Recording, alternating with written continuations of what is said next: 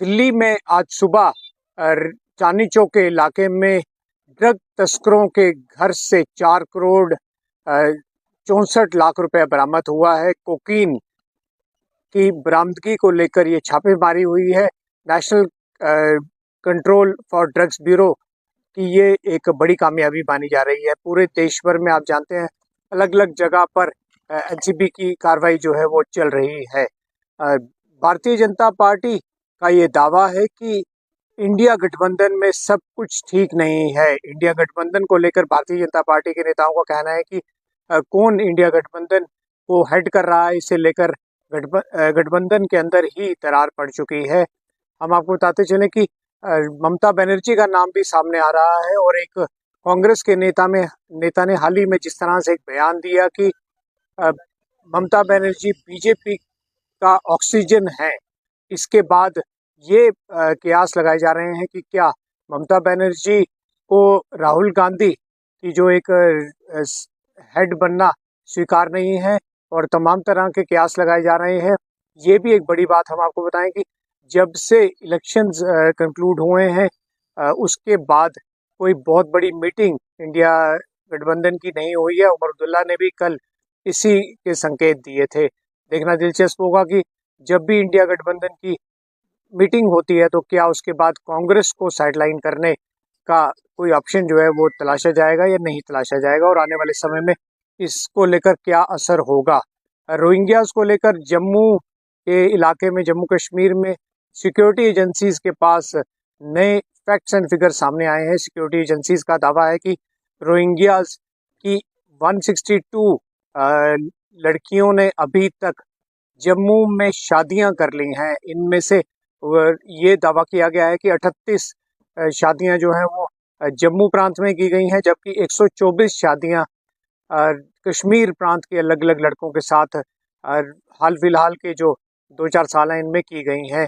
8 Rohingyas के पास ration cards भी मिले हैं और उसके अलावा वोटर आई कार्ड्स भी बने हैं। यहाँ तक कि 170 रोहिंग्यास ने आधार कार्ड्स भी बना लिए हैं। जहाँ एक तरफ भारतीय जनता पार्टी रोहिंग्यास को लेकर हमलावर नजर आ रही है, वहीं डॉक्टर फारूक अब्दुल्ला और चीफ मिनिस्टर उमर अब्दुल्ला इस मामले में ये कह रहे हैं कि केंद्र फैसला करे। केंद्र सरकार अगर इन्हें वापस भेजना चाहती है तो इन्हें वापस भेज दे।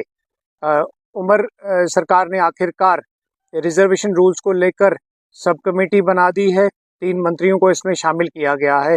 देखना दिलचस्प होगा कि ये सब कमेटी रिजर्वेशन रूल्स को लेकर क्या अपनी एक रिकमेंडेशंस आने वाले समय में देते हैं। उमर सरकार को लेकर ये भी एक दावा किया जा रहा था या एक अटकलें लगाई जा रही थी कि जब उमर अब्दुल्ला बाहर से वापस आएंगे तो आने वाले समय में कैबिनेट एक्सपेंशन हो सकती है। इस दावे को लेकर कांग्रेस के तारिक अहमद करा ने कहा है कि फिलहाल तक उनके साथ कोई संपर्क नहीं साधा गया है और कांग्रेस फिलहाल इस सरकार में कैबिनेट मंत्री पद नहीं लेने जा रही है। बहरहाल कश्मीर घाटी की हम बात करें, कश्मीर घाटी में लगातार अनशेड्यूल्ड कट्स बढ़ रहे हैं। सर्दी जहां एक तरफ अपना सितम ढा रही है, वहीं अनशेड्यूल्ड कट्स के चलते लोग जो है वो काफ़ी ज़्यादा परेशान हो गए हैं। फिलहाल जो आज सुबह के आंकड़े हैं वो ये कहते हैं कि -9 डिग्री सेल्सियस जो मिनिमम टेम्परेचर है वो गुलमर्ग में रिकॉर्ड किया गया है। श्रीनगर में ये -5 पहुंच गया है और पहलगाम में -8 पहुंच गया है। रियासी में पुलिस ने बड़ी कार्रवाई की है, 16 नशा तस्करों को गिरफ्तार किया है। राष्ट्रीय खबरों की भी बात कर लेते हैं और उपराष्ट्रपति और राज्यसभा में जो सभापति हैं जगदीप धनखड़, उनके खिलाफ अविश्वास नोटिस राज्यसभा में विपक्ष की तरफ से कलेक्टिवली दे दिया गया है। इस पर अब आगे कार्रवाई होनी है।